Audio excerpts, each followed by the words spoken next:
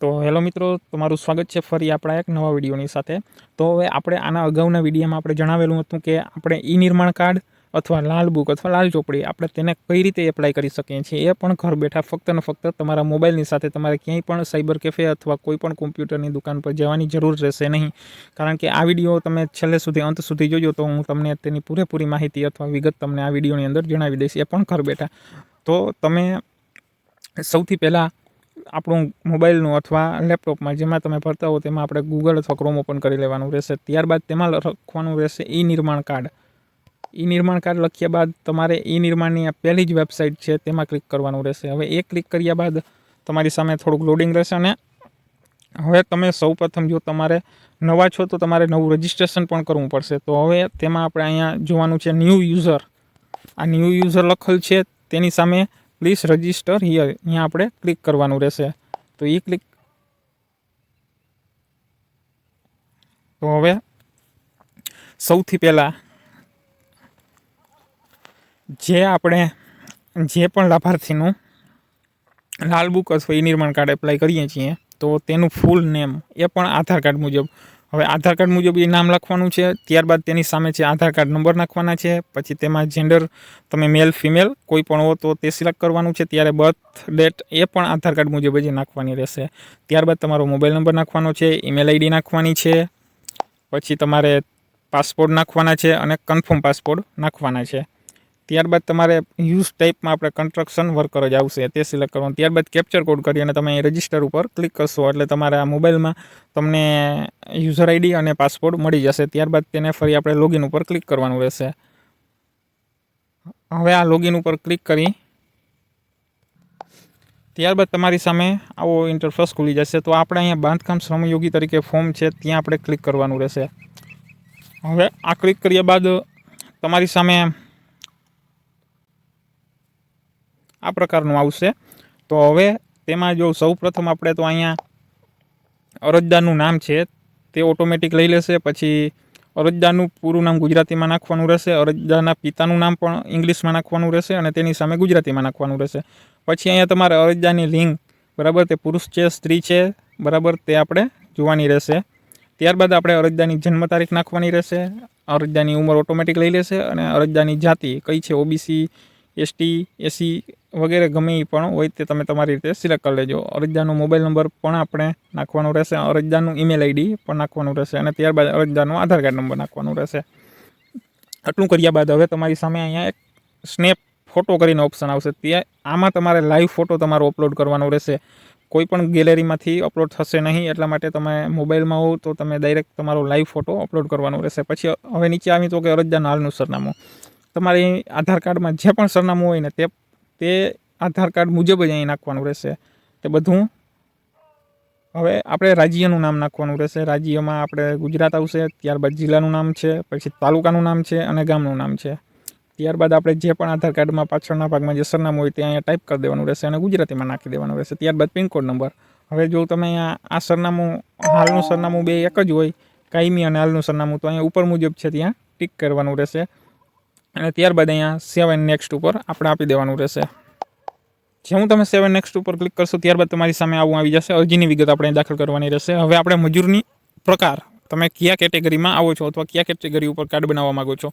લુહાર છે, સુતાર છે બરાબર, કન્સ્ટ્રક્શન લાઇન છે, પછી હાર્ડ વેસ્ટિંગનું કામ કરતા હોય તેના માટે છે, ચણતર કામ માટે છે, ઇલેક્ટ્રિશિયનનું ભાઈઓ કામ કરતા હોય તેની માટે છે, પછી ફેબ્રિકેશન કોઈ બારી દરવાજા વગેરે જેવી વસ્તુ બનાવતા હોય તો તેની માટે પણ છે, પછી ફાયર ફાઇટિંગ માટે પણ છે બરાબર. ત્યાં ઘણી બધી છે, કડિયા માટે છે, અન્ય કોઈ છે. કોઈ આમાં જે તમારે ઓપ્શન ના હોય તો તમે અધર પણ સિલેક્ટ કરી શકો છો.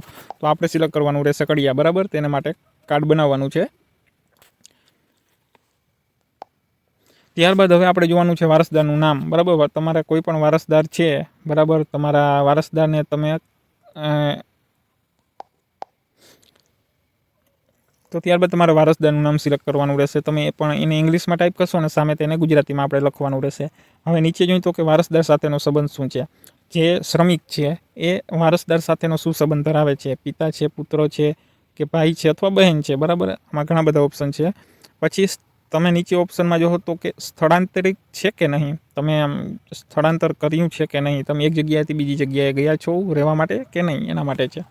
તેમાં મોસ્ટ ઓફલી ના જ આવશે. પછી અભ્યાસની વિગત છે, બરાબર. શ્રમિક છે કેટલું અભ્યાસ કરેલ છે, 10 છે, 12 પાસ છે, વગેરે વગેરે, બરાબર. નિરીક્ષણ લખી દેવાનું રહેશે. અને વાર્ષિક આવક, હવે આ ખાસ મિત્રો જોજો, આપણે જે પણ મામલતદાર અથવા તાલુકા પંચાયતથી જે પણ દાખલામાં વાર્ષિક આવક લખેલ છે, બરાબર, તો એ જ વાર્ષિક આવક અહીંયા દર્શાવવાની રહેશે.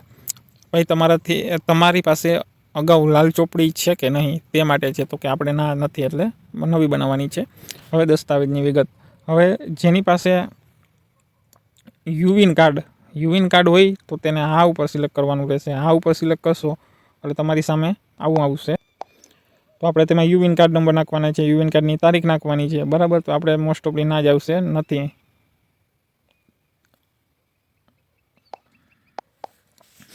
ત્યારબાદ આપણે બીપીએલ કાર્ડ નંબર હોય તો નાખવાના છે, ફરજિયાત નથી. રેશન કાર્ડ નંબર પણ ચાલશે, ફરજિયાત નથી. ચૂંટણી કાર્ડ નંબર પણ નાખવાના છે હોય તો, બરાબર, ફરજિયાત એ પણ નથી. હવે રેશન કાર્ડનું રાજ્ય આપણે ગુજરાત છે. મનરેગા કાર્ડ જો જોબ કાર્ડ હોય તમારી પાસે તો એના નંબર પણ નાખી શકો છો. હવે ખાસ મિત્રો આ અગત્યની વસ્તુ છે, બેંકની વિગત. હવે તમે અગાઉ આપણે જે વિડીયામાં જોયું હતું કે શિક્ષણ સહાયની શિષ્યવૃત્તિ એ આપણે મેળવી છીએ, તો તેના માટે આપણે બેંકની વિગત નાખવાની રહેશે. હવે શ્રમિકના બેંકની વિગત જ ચાલશે અહીં. તો કે શ્રમિક જેના આપણે એપ્લાય કરીએ છીએ શ્રમિકનું, બરાબર, એની વિગત અહીં નાખી દેવાની રહેશે. બેંકનું નામ છે, પછી શાખાનું નામ છે, આઈએફસી કોડ છે અને બેંક અકાઉન્ટ નંબર છે.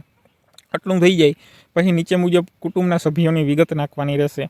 તમારી પાસે દરેક કુટુંબના જે રેશન કાર્ડમાં જેટલા પણ સભ્યો છે તેની વિગત અહીંયા નાખવાની છે, અને તેના આધાર કાર્ડ નંબર અને તેની જન્મ તારીખ એ બધી વસ્તુ અહીં નાખવાની, દાખલ કરવાની રહેશે, બરાબર. ત્યારબાદ આટલું થઈ જાય ત્યારબાદ આપણે સેવ અને નેક્સ્ટ ઉપર ક્લિક કરવાનું રહેશે. એટલે આપણે આગળના પેજમાં આવી જશું, અનુભવની વિગત નાખવાની રહેશે. તો હવે ત્યારબાદ આપણે આ કાર્ડ બનાવવા માટે જે પણ શ્રમિક છે તેની જે પણ કામનો અનુભવ છે તે 90 દિવસ કરતાં વધારે હોવો જરૂરી છે, બરાબર. તો હવે આપણે તેને 90 દિવસ કરતાં વધારે સિલેક્ટ કરવાનું છે. ત્યારબાદ આપણે અહીંયા એક જે પણ તમે સાઈડ ઉપર કામ કરતા હો, બરાબર, જે પણ સ્થળ હોય, તમારું સમયગાળો હોય, કામનો પ્રકાર હોય, તે બધું નીચે દર્શાવવાનું રહેશે. જે સ્થળે કામ કરેલ છે તે સ્થળ અથવા સાઈડનું નામ, અહીંયા જે પણ કામ કરેલ છે, બરાબર, તે સ્થળ અને સાઈડમાં તમે તેની માલિકીનું નામ લખજો. કારણ કે તમારા આ જે વસ્તુ તમે નાખશો એનાથી તમારું કાર્ડની જે સમયમર્યાદા છે એ ખૂબ જ ઝડપથી થશે. નકર તમારે પાછી અરજી તમને પરત મોકલવામાં આવશે. એના માટે આ ખૂબ જ ધ્યાન રાખવું જરૂરી છે આનું. હવે કામનું સ્થળ છે અને સાઈડનું સરનામું છે. કામનું તમે ગમે આ કામ કર્યું હોય XYZ તમારે એ સ્થળ નાખી દેવાનું છે, અને સમયગાળો છે એ 90 દિવસ કરતાં વધારે નાખવાનું રહેશે. કામનો પ્રકાર છે, તમે કયા કામ કરો છો. અગાઉ આપણે જોયું હતું કે કાર્ડ માટે આપણે કડિયા કાર્ડ માટે એપ્લાય કરીએ છીએ, તો અહીંયા પણ કડિયાનો જ આવશે. અને ત્યારબાદ તમારા મોબાઈલ નંબર નાખી અને સેન્ડ ઓટીપી ઉપર ક્લિક કરશો એટલે તમારા મોબાઈલમાં એક ઓટીપી આવશે, અને એ ઓટીપી દાખલ કરી અને આપણે અહીંયા સેવ અને નેક્સ્ટ ઉપર ક્લિક કરવાનું રહેશે. પછી અહીંયા આપણે દસ્તાવેજની વિગત દર્શાવવાની છે. માત્ર ને માત્ર તમારું એક આધાર કાર્ડ છે તે જ અપલોડ કરવાનું રહેશે. હવે એમાં પણ છે આપણે જે દસ્તાવેજ તમે અહીંયા આધાર કાર્ડ અપલોડ કરવાનું છે ને, તેને આપણે પહેલે તો પ્રિન્ટ કાઢી અને સ્વપ્રમાણિત કરી અને તમારે એ દસ્તાવેજ ઉપર સહી કરવાની રહેશે તમારી. પછી એ સહી કરી અને પછી જ તમારે અહીંયા અપલોડ કરવાનું રહેશે. માત્ર તમે પીડીએફમાં કરો તો પણ ચાલશે, અને જેપીજી મોડમાં અથવા પીએનજી મોડમાં કરો તો પણ ચાલશે. ત્યારબાદ આપણે અહીંયા સેવ અને નેક્સ્ટ ઉપર ક્લિક કરવાનું રહેશે. ત્યારબાદ હવે આપણે ફાઇનલ સ્ટેપ ઉપર પૂગી ચૂક્યા છીએ. તો અહીંયા આપણે હું ઉપરની બધી શરતોથી સહમત છું તેના ઉપર ક્લિક કરી અને આપણે અહીંયા સેવ અને નેક્સ્ટ ઉપર ક્લિક કરવાનું રહેશે. સેવ અને જેવું પણ તમે સેવ અને નેક્સ્ટ ઉપર ક્લિક કરશો એટલે તમને તમારી સ્ક્રીનની સમક્ષ દેખાશે કે તમારી અરજી સફળતાપૂર્વક સ્વીકારી લેવામાં આવી છે. તો તમારી અરજી કાયદેસર રીતે થઈ ગઈ છે અને તમારે